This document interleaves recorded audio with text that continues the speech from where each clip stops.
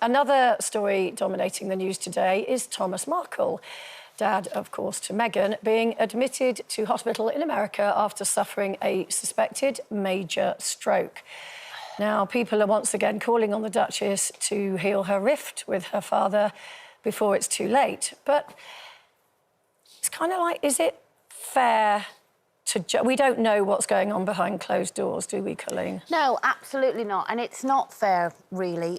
You know, as I've spoken about before again and again, you know, I had that fallout with my sisters. And the thing that really got to me was people weren't asking really about what the fallout was about. It was all about, well, I think it's a shame because... Oh, there they are.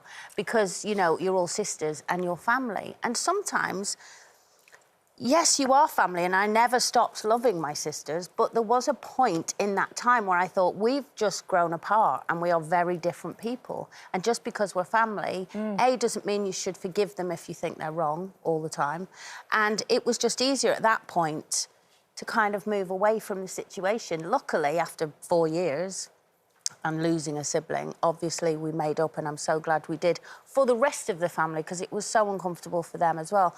But when you know, we're always hearing this Meghan Markle thing and her dad, we don't really know what went on. If you fall out with your dad for that amount of time, we don't know what went on in that instance, and she obviously doesn't really want to say what went on. So I think it's really... kind of unfair to judge people, and some people just don't want to make up, whether it's family or not. If they were friends, they wouldn't make up with them, so why should it make it right? Because they're family, if they've done something that you think's wrong. What about you, Gloria? How do you stand with rifts? Well, my mum taught us very early. I mean, even when we were just having spats with our school friends or something, and she'd say to me, look, you know, these rifts or arguments, they're just a waste of energy and a waste of time. Yeah. And as I get older, I have to say, I really believe that, because I know at this stage in my life that my family and my friends are so vital to me. I don't want a rift. And it's not that maybe I've sort of naturally had some friends that just, I don't see them as often as I used to, but that's sort of a natural fall-off. But I certainly... there's nobody that I don't speak to, in other words, and if they don't speak to me, I'll run after them until they do. I just feel as if I don't want that rift in my life. Now, maybe that's because I am the age I am, and I think, whoa, that time could come at any stage, you know? But I believe that.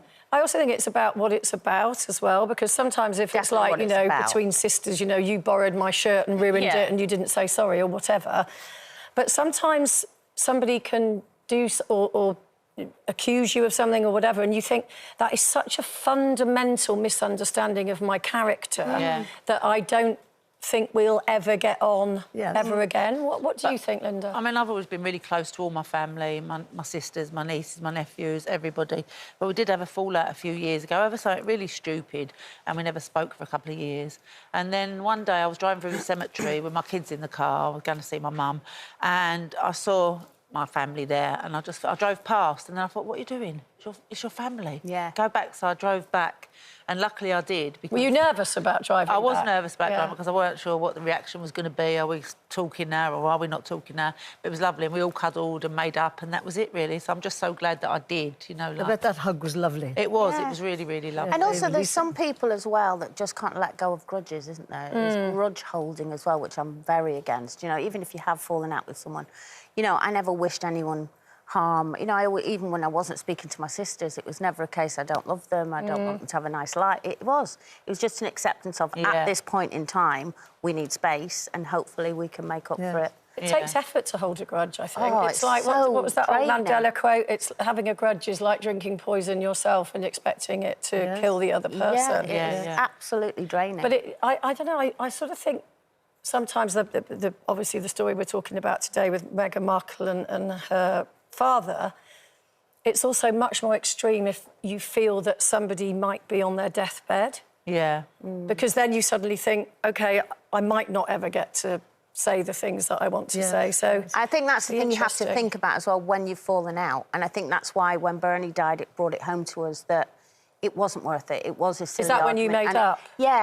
And I just thought, if in a few years I'm hearing it's one of the sisters I've not spoken to, I'll think, what was the point? You know what, just a waste of time. It's funny, my mum was a stay-at-home housewife, really, because she wasn't allowed to work. Macho Irishman didn't allow her to work, right?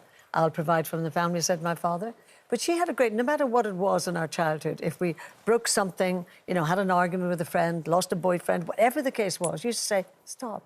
Now think about it. Is there anything you can do about it? Can you apologise? Can you mend it? Can you stick it? Can you get another one? She said, if it's out of your control, just let it go. Because it's negative energy. But on the other hand, if there's anything you can do about it, give it 1,000,000%.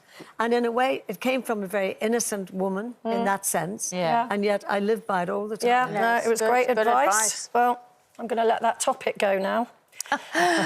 See what I did there?